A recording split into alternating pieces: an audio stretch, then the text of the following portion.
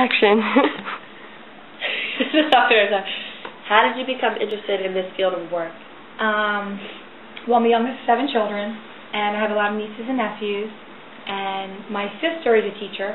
She teaches high school as well, so I would go into her class. She's older, and I would go into her classroom, help her out, and then once I started in college, I had a couple ed classes just to see if I liked it, and then I fell in love with it, and that's how I got started.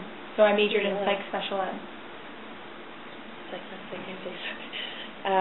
What kind of experience was required for this job? A lot of field work. I had to do student teaching.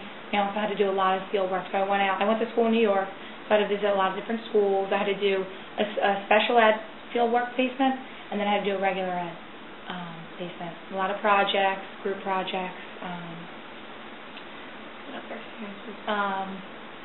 Working with kids all the time. A lot of lesson planning. Creating different lessons for different content areas. What personality traits are important for this job? I would say patience, definitely. With the students I have right now, a lot of patience. You really need to know your students, especially how they learn. Are they an auditory learner, visual learner? I think kindness and caring, because you're also a teacher, but you're also caring for them throughout the day. I mean, you're teaching them, but a lot of my students have come from different backgrounds, so you need to make sure, if their grandparents are raising them, so you need to be well aware of that. Open-minded, I would say. How many hours do you work in a typical week? Well, we need to be here at 8, and then we're allowed to leave at 3:15. I like to prep and plan, so I get here earlier. So 40 hours a week is a normal work week, but I'm here at least by like 7:15, 7:20, 7:30, and then I stay till like 4, 4:30. So definitely 40 plus hours.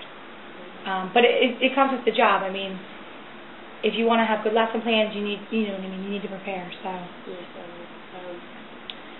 What kind of things are you required to do as a part of your job?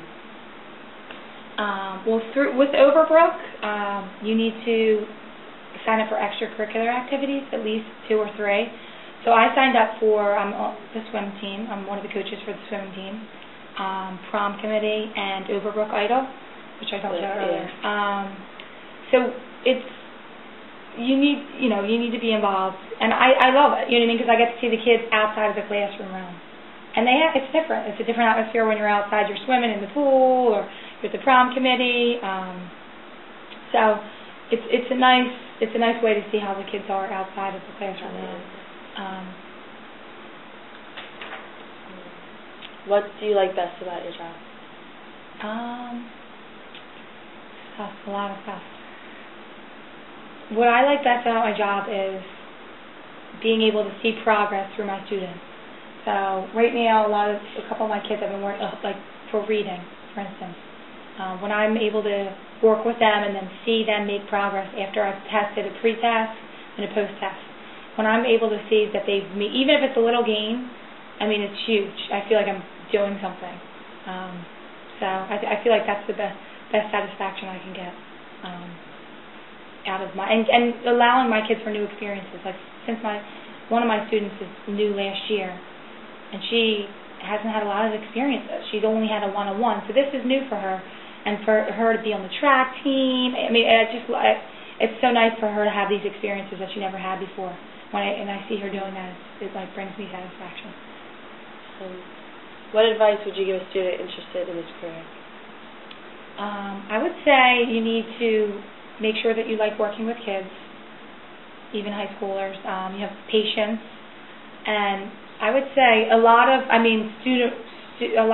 experience, field work. Go out and visit, babysit, work with kids, talk to teachers. I mean, you guys are observing now. Go into schools.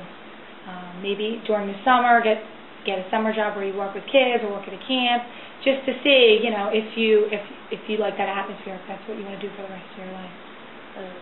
Was this a positive experience for you?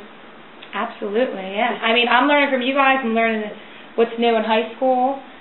It's nice to see you working with the kids, helping them. You volunteer to help out the kids. You're hands-on. asking awesome questions about all the different technology in the classroom. So yeah, definitely. Do you think there's a big difference between just teaching like special ed, I guess, compared to just like normal academic teaching? Like how much of a difference would it be just from like the teacher's point of view? Absolutely.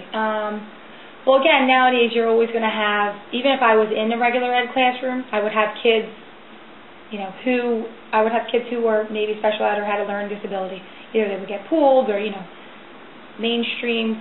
But the big difference is I make a lot of adaptations, so modifications for my kids. Like again, this morning you saw with the spelling words, one student has a set of spelling words and the other student has a different set. So it's a lot of, modifications, adaptations, especially in the lesson plan. So you need I don't want to say it's a little more work because you have less kids, but you also have IEPs, and so it's definitely a lot of work. But I would say for me, I know it's a lot of tweaking the lesson or tweaking what I'm giving them, because each lesson or each worksheet or any kind of lesson that you're in a hands-on needs to be different for each kid or adapted for each kid, which is important in special ed. So.